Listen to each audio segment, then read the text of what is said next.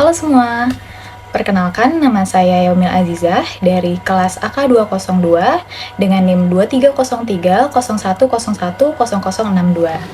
Pada kesempatan kali ini, saya akan menjelaskan mengenai psikologi humanistik untuk memenuhi tugas mata kuliah umum Estetika Humanisme yang diampu oleh Bapak Derianto, SEMAK.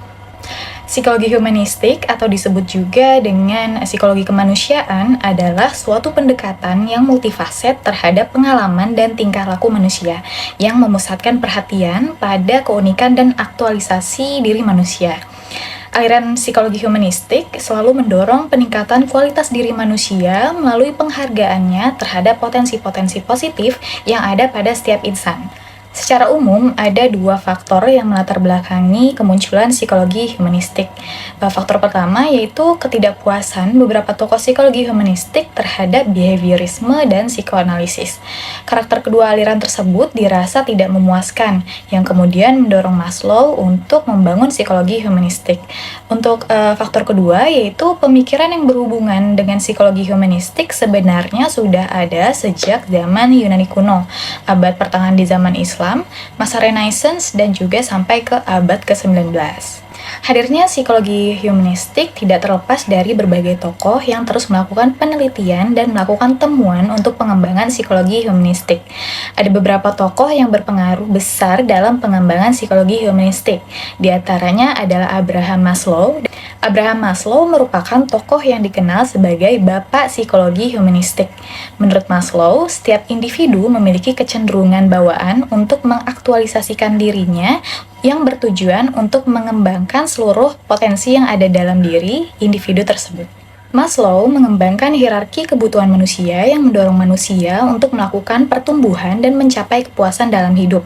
Urutan kebutuhan yang dibuat oleh Abraham Maslow membantu individu untuk dapat melihat dirinya dan melakukan pemenuhan kebutuhan atas dirinya, terutama kebutuhan dasar. Hierarki tersebut dibagi menjadi 5 bagian, yaitu dimulai dari tingkatan paling rendah. Yang pertama itu ada physiological needs, yaitu kebutuhan fisiologis terdiri dari air, makanan, oksigen, kesehatan, dan hal-hal mendasar yang lain. Kemudian yang kedua yaitu ada safety needs, yaitu kebutuhan akan rasa aman yang terdiri dari rasa aman baik secara fisik maupun finansial, stabilitas, dan kebebasan dari ancaman. Lalu ada love and belongingness needs yang terdiri dari cinta, belongingness to a group atau menjadi anggota suatu kelompok sosial, afeksi atau kasih sayang, dan penerimaan diri. Kemudian ada esteem needs, yaitu kebutuhan akan pencapaian berupa respect atau penghormatan dari orang lain, recognition atau dikenal oleh orang lain, dan honor atau rasa hormat. Selanjutnya, yang terakhir yaitu ada self-actualization needs. Karena konsep kebutuhan ini bersifat hierarki, artinya ada tingkatan terkecil yang harus dipuaskan untuk bisa naik ke kebutuhan yang lebih tinggi. Maka kebutuhan teratas menurut Maslow adalah kebutuhan untuk mengaktualisasikan diri. Aktualisasi diri berupa kreativitas, kebijaksanaan, self-fulfillment atau pemenuhan dan pendayagunaan diri, realisasi dari keseluruhan potensial orang tersebut. Nah, seperti yang sudah dijelaskan tadi, bahwa teori dari Maslow ini sendiri ialah teori kebutuhan hierarki. Pada teori ini dikatakan bahwa terdapat 5 tingkatan kebutuhan dalam kehidupan manusia. Tingkatan ini berbentuk piramida, dari yang paling bawah adalah kebutuhan yang paling mudah untuk dicapai, hingga tingkat yang paling atas adalah tingkatan yang kebutuhannya yang paling sulit untuk dicapai. Nah, menurut Maslow, kegagalan untuk dapat memenuhi hierarki kebutuhan dapat membuat individu berada pada kondisi yang tidak memuaskan, sehingga mengarah pada munculnya berbagai hambatan dan gangguan.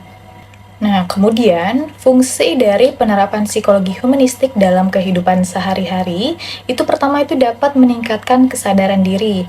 Nah, psikologi humanistik mendorong kita untuk menyadari nilai-nilai, tujuan, dan potensi diri kita sendiri. Kemudian dapat membangun hubungan yang bermakna. Dengan memahami kebutuhan dan motivasi orang lain, kita dapat membangun hubungan yang lebih kuat dan bermakna. Kemudian mengatasi tantangan dengan lebih baik. Prinsip-prinsip humanistik dapat membantu kita dalam menghadapi kesulitan dengan lebih tangguh dan berfokus pada solusi. Dan yang terakhir, dapat menemukan makna dalam kehidupan. Psikologi humanistik membantu kita dalam menemukan makna dan tujuan hidup, terlepas dari kondisi dan situasi yang kita hadapi. Kesimpulan, psikologi humanistik merupakan aliran dalam psikologi yang berfokus pada pengalaman manusia, pertumbuhan pribadi, dan potensi manusia. Aliran ini muncul sebagai reaksi terhadap pandangan, behavioristik, dan psikoanalisis. Estetika humanisme di sisi lain berfokus pada nilai-nilai dan keindahan yang inheren dalam pengalaman manusia.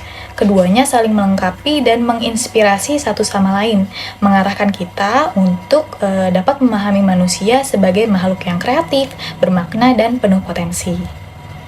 Nah, itu tadi penjelasan terkait dengan psikologi humanistik. Sekian dan terima kasih.